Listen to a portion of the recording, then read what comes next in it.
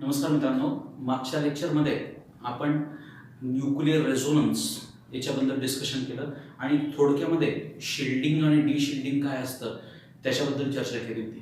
आता त्याचा पुढचा भाग आपण कंटिन्यू करतोय. तत्पूर्वी आपण शिल्डिंग आणि डिशिल्डिंगबद्दल थोडंसं रिवाइंड करूया. हा आपला एक मॉलिक्यूल आहे, त्या मॉलिक्यूलचा हा आहे आपला न्यूक्लियस. ठीक आहे. न्यूक्लियसच्या सभोवताली काय फिरत आहेत? इलेक्ट्रॉन्स फिरत आहेत. इलेक्ट्रॉन्स स्वतःभोवती पण फिरत आहेत आणि त्या न्यूक्लियसच्या सभोवताली पण फिरत आहेत. ठीक आहे. आणि हा जो न्यूक्लियस आहे, हा न्यूक्लियस पण स्वतःच्या ॲक्सिस भोवती फिरतोय. स्वतःच्या ॲक्सिस भोवती हा न्यूक्लियस फिरतोय, त्यामुळे त्याने मॅग्नेटिक मोमेंट निर्माण केली आहे आणि हा न्यूक्लियस हा टायनी बार मॅग्नेट म्हणून काम करतोय. ठीक आहे. हा असा हा जो न्यूक्लियस आहे मित्रांनो, हा न्यूक्लियस आपण H0 म्हणजे अप्लाइड मॅग्नेटिक फील्डच्या प्रभावामध्ये आणला. काय होणार आता? या अप्लाइड मॅग्नेटिक फील्डच्या इफेक्टमुळे हे जे इलेक्ट्रॉन्स आहेत, हे इलेक्ट्रॉन्स अजून रॅपिडली सर्क्युलेट होते आणि त्यांच्या सर्क्युलेशनमुळे एक अजून सेकंडरी मॅग्नेटिक फील्ड निर्माण होणार आहे. काय झालं? हा H0 म्हणजे काय? Applied magnetic field. ते ज्यावेळेस या मॉलिक्युल्सला इंटरॅक्ट करतं, याच्या प्रभावामुळे हे इलेक्ट्रॉन्स आहेत, ते इलेक्ट्रॉन्स स्ट्रॉंगली सर्क्युलेट होत आहे. सपोज सर्क्युलेट झाल्यामुळे त्यांनी सुद्धा काय निर्माण केलं आहे? त्यांच्या सर्क्युलेशनमुळे एक मॅग्नेटिक फील्ड निर्माण केलं आहे. त्या मॅग्नेटिक फील्डला आपण इंड्युस्ड मॅग्नेटिक फील्ड किंवा सेकंडरी मॅग्नेटिक फील्ड म्हणू. ठीक आहे. बघा मित्रांनो, ह्या अप्लाइड मॅग्नेटिक फील्डमुळे इलेक्ट्रॉन्स सर्क्युलेट व्हायला लागले आणि त्यांच्या सर्क्युलेशनमुळे काय निर्माण झालं आहे? सेकंडरी मॅग्नेटिक फील्ड किंवा इंड्युस्ड मॅग्नेटिक फील्ड. मित्रांनो, हे जे सेकंडरी मॅग्नेटिक फील्ड आहे, त्याची डायरेक्शन या अप्लाइड मॅग्नेटिक फील्डच्या डायरेक्शनच्या अपोजिट असते. आपण जर बघितलं, अप्लाइड मॅग्नेटिक फील्ड वरच्या बाजूला आहे, तर सेकंडरी मॅग्नेटिक फील्डची दिशा त्याच्या कम्प्लीट अपोजिट आहे. मग हे ज्यावेळेस हे अप्लाइड मॅग्नेटिक फील्ड कोणाला अफेक्ट करायचा प्रयत्न करते मित्रांनो? न्यूक्लियस. त्याचा टार्गेट काय? न्यूक्लियस. याला कोणापर्यंत पोहोचायचं? न्यूक्लियस पर्यंत पोहोचायचं. पण त्याला आता मुख्य अडथळा कोणाचा निर्माण होतोय? Secondary magnetic field. या इलेक्ट्रॉनच्या सर्क्युलेशनमुळे जे फील्ड तयार झाले, ते सेकंडरी मॅग्नेटिक फील्ड याला त्या न्यूक्लियस पर्यंत पोहोचू देते का? पोहोचू देत नाही. किंवा त्याला या न्यूक्लियस पर्यंत पोहोचायचं असेल तर त्याला खूप त्याची पॉवर जास्त वाढवावी लागेल, तेव्हा तो या न्यूक्लियस पर्यंत पोहोचतोय. मग हा जो न्यूक्लियस झाला मित्रांनो, तो न्यूक्लियस कसा आहे? शिल्डेड न्यूक्लियस आहे. त्याचं शिल्डिंग कोणी केलं? या सेकंडरी मॅग्नेटिक फील्डने. सेकंडरी मॅग्नेटिक फील्ड कोणी निर्माण केलं? सर्क्युलेशन ऑफ इलेक्ट्रॉन्सने. मग जेवढे इलेक्ट्रॉन्स जास्त असतील त्या न्यूक्लियसच्या सभोवताली, तेवढं सेकंडरी मॅग्नेटिक फील्ड जास्त निर्माण होईल.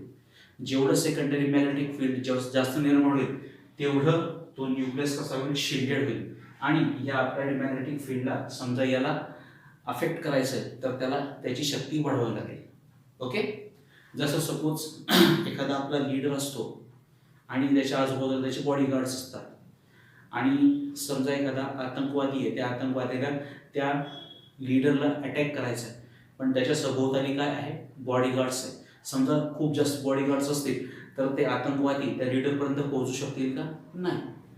तो लीडर कोणामुळे प्रोटेक्ट झाला? त्याच्या आजूबाजूला जे बॉडीगार्ड्स आहेत, त्या बॉडीगार्ड्समुळे त्या टेररिस्टच्या अटॅकपासून तो लीडर प्रोटेक्ट झाला. बरोबर. आता आपला हा लीडर आहे, त्याच्यावरती हे सगळे इलेक्ट्रॉन्स म्हणजे काय? त्याचे बॉडीगार्ड. आणि आपला हा H0 म्हणजे काय? तो टेररिस्ट आहे. या टेररिस्टला याच्यापर्यंत पोहोचायचं, पण त्याच्यापर्यंत पोहोचण्यामध्ये कोणी अडथळा निर्माण केला? सेकंडरी मॅग्नेटिक फील्डमुळे. त्यामुळे हा जो न्यूक्लियस आहे तो कसा झाला? शिल्डेड झाला. ठीक आहे. समजा इथं बॉडीगार्ड्स कमी असतील, तो लीडर आहे पण खूपच कमी बॉडीगार्ड्स आहेत, तर तो टेररिस्ट त्या बॉडीगार्ड्सला पार करून त्या लीडरपर्यंत पोहोचू शकतो. तसंच या न्यूक्लियसच्या सभोवताली कमी इलेक्ट्रॉन्स असतील तर सेकंडरी किंवा इंड्युस्ड मॅग्नेटिक फील्ड हे कमी निर्माण होईल. आणि ते कमी निर्माण झाल्यामुळे हे जे अप्लाइड मॅग्नेटिक फील्ड आहे, ते इझिली त्या न्यूक्लियसपर्यंत पोहोचू शकेल. मग अशा वेळेस तो न्यूक्लियस कसा होणार आहे?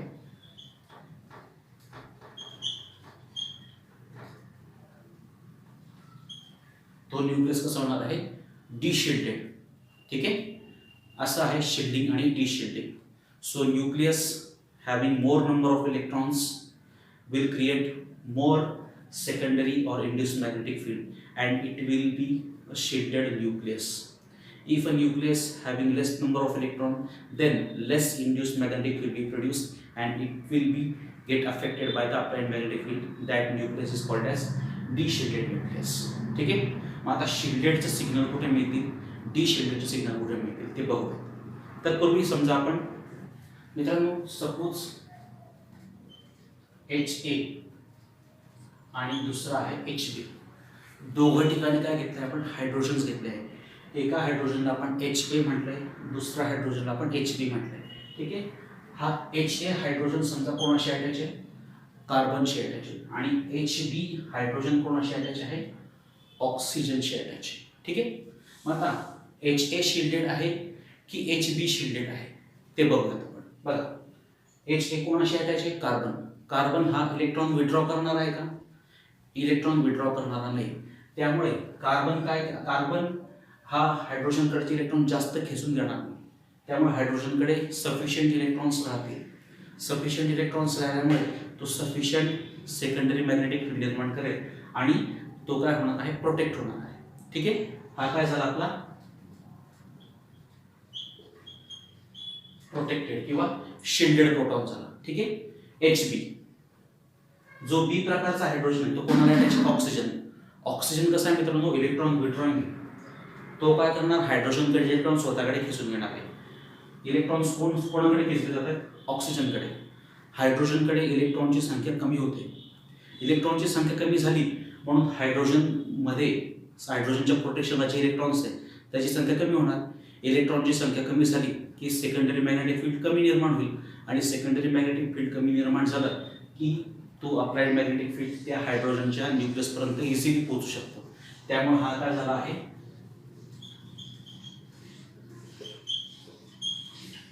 हा HB काय झाला, डिशिल्डेड झाला आहे. मग मित्रांनो HA काय आहे, शिल्डेड, आणि HB काय आहे, डिशिल्डेड. समजा हा HA जो शिल्डेड प्रोटॉन आहे त्याला आपल्याला रेझोनन्स दाखवायचा आहे, त्याला आपल्याला त्याच्यापर्यंत मॅग्नेटिक फील्ड पोहोचवायचं आहे. तर त्या मॅग्नेटिक फील्डला त्याची स्ट्रेंथ काय करावं लागते, वाढवावी लागणार आहे. स्ट्रेंथ वाढवावी लागते म्हणून त्याचे सिग्नल कुठे मिळते, तर या शॉर्टर रिजनला मिळते, अप फील्डला मिळते. आणि जो डिशिल्डेड प्रोटॉन आहे त्याला रेझोनन्स करण्यासाठी मॅग्नेटिक फील्डला त्याची शक्ती कमी वापरावी लागते म्हणून त्याचं जे सिग्नल आहे ते कुठे मिळते, डाऊन फील्डला मिळते. ठीक आहे, बघा आता मिळते. जे शिल्डेड प्रोटॉन्स असतील त्याचा रेझोनन्स घडवून आणायचं असेल तर मॅग्नेटिक फील्डला त्याची पॉवर जास्त वाढवावी लागेल. त्याची जास्त पॉवर वाढवावी लागते म्हणून तो कुठे मिळतोय, अप फील्डला मिळतोय. म्हणून अप फील्डचे सिग्नल कुठे मिळत आहे, जे शिल्डेड असतात ते कुठे मिळतात, अप फील्डला. म्हणजे या 1 ते 3च्या दरम्यान त्याचे सिग्नल मिळत असतात. आणि जे प्रोटॉन्स कसे आहेत, डिशिल्डेड आहेत, त्याचे सिग्नल कुठे मिळतात, डाऊन फील्डला. म्हणजे या नियर अबाउट टू 10च्या दरम्यान त्याचे सिग्नल मिळत आहेत. So shielded proton shows their absorption peak towards up field, while deshielded proton shows their absorption peak towards down field as they are deshielded. ठीक आहे, हे झालं शिल्डिंग आणि डिशिल्डिंग बद्दल. या शिल्डिंग आणि डिशिल्डिंगचे एक्झाम्पल आपण बघूया. मित्रांनो आपण एक्झाम्पल बघतोय आता शिल्डिंग इफेक्टचं. शिल्डेड मॉलिक्यूल कोणतं आहे याच्यासाठी एक्झाम्पल आपण घेतोय. एक्झाम्पल घेतलं आपण ॲसिटिलीन मॉलिक्यूल. त्याचं स्ट्रक्चर आहे HC∏CH. ठीक आहे, असा हा ॲसिटिलीन मॉलिक्यूल सपोज आपण कशामध्ये ठेवला आहे, H0 म्हणजे अप्लाइड मॅग्नेटिक फील्डमध्ये ठेवला आहे. मित्रांनो ज्यावेळेस हा ॲसिटिलीन मॉलिक्यूल आपण कशामध्ये ठेवतोय, अप्लाइड मॅग्नेटिक फील्डमध्ये, तो काय करतो, तो स्वतःला त्या मॅग्नेटिक फील्डच्या त्याचं ओरिएंटेशन ते स्वतःच्या अप्लाइड मॅग्नेटिक फील्डची पॅरल करून टाकतो. आता कसा परपेंडिक्युलर आहे की नाही, मग ज्यावेळेस हा मॅग्नेटिक फील्डच्या प्रभावामध्ये येतो त्यावेळेस तो त्याचं रोटेशन या मॅग्नेटिक फील्डला पॅरल करतो. बघा म्हणजे त्याची अरेंजमेंट कशी होते. बघा सुरुवातीला ॲसिटिलीन मॉलिक्यूल आपण कशाच्या प्रभावामध्ये ठेवला होता, अप्लाइड मॅग्नेटिक फील्डच्या. त्याने काय केलं, ज्यावेळेस अप्लाइड मॅग्नेटिक फील्डच्या इन्फ्लुएन्समध्ये तो येतो तो त्याचं ओरिएंटेशन जे ते परपेंडिक्युलर टू मॅग्नेटिक फील्ड, त्याचं डायरेक्शन आणि अप्लाइड मॅग्नेटिक फील्डची डायरेक्शन कशी आहे, पॅरलल आहे. ही अरेंजमेंट कशी आहे, पॅरलल. बरोबर. हां, त्याने स्वतःला अलाइन केलं. कसं? पॅरल पद्धतीने. कोणाला पॅरल झालाय? तो अप्लाइड मॅग्नेटिक फील्डला पॅरल झालाय. ठीक आहे. आता ह्या काय होणार? आता हा जो अप्लाइड मॅग्नेटिक फील्ड आहे, या अप्लाइड मॅग्नेटिक फील्डमुळे हे कोणते इलेक्ट्रॉन्स आहेत? पाय इलेक्ट्रॉन्स. ते पाय इलेक्ट्रॉन्स काय होतील? सर्क्युलेट होतील. बघा, हे पाय इलेक्ट्रॉन्स सर्क्युलेट व्हायला लागले.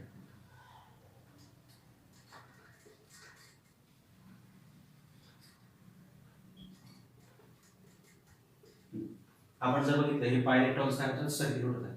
या पाय इलेक्ट्रॉनच्या सर्क्युलेशनमुळे काय निर्माण होणार मित्रांनो? काय निर्माण झाले? Secondary magnetic field. हे सेकंडरी मॅग्नेटिक फील्डची डायरेक्शन आणि या अप्लाइड मॅग्नेटिक फील्डची डायरेक्शन ही एकमेकांना अपोजिट आहे. आपण जर बघितलं, हे या डायरेक्शनला आहे आणि हे सुद्धा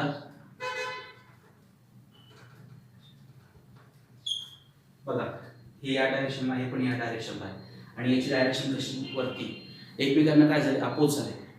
एकमेकांना अपोज झाल्यामुळे हे जे अप्लाइड मॅग्नेटिक फील्ड आहे, हे या हायड्रोजन पर्यंत पोहोचू शकणार आहे का? पोहोचू शकणार नाही. त्याला कोण अपोज करतंय? हे सेकंडरी मॅग्नेटिक फील्ड. हे सेकंडरी मॅग्नेटिक फील्ड या अप्लाइड मॅग्नेटिक फील्डला अपोज करत आहे.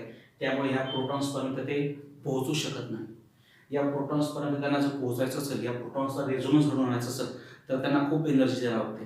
त्यामुळे हे जे प्रोटॉन्स आहेत, हे प्रोटॉन्स कसे आहेत?